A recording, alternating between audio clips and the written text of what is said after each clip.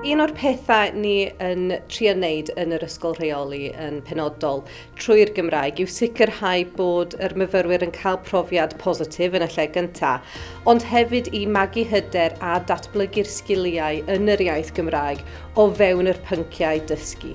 Hynny yw, dydyn ni ddim yn dysgu pwnc penodol yr Gymraeg. Be da ni'n trio wneud yw sicrhau trwy'r pynciau penodol yr gradd bod ni'n datblygu a magu hyder sgiliau yn yr iaith Gymraeg trwy astudiaethau nhw.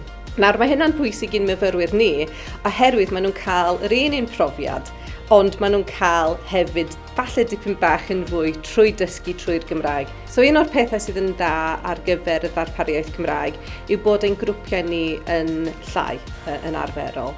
Be da ni'n edrych am yw helpu'r myfyrwyr i datblygu sgiliau iaith o fewn yr pwnc sydd yn hynod o bwysig i ni, lle bod nhw'n gallu ceisio am swyddi yn yr dyfodol gyda hyder i ddeud bod nhw yn gallu ac yn medru gweithio trwy'r Gymraeg.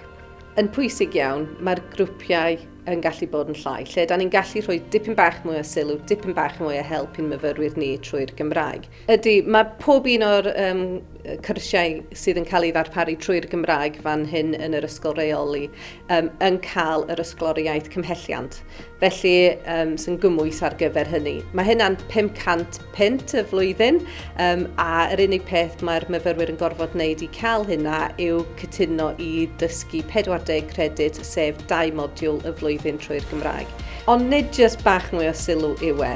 Mae profiad yr myfyrwyr cyfrwng Cymraeg yn gallu bod yn un positif iawn. O ran, maen nhw'n cwrdd â cwmnïau sydd yn gallu cynnig swyddi iddyn nhw ar ddiwedd yr gradd.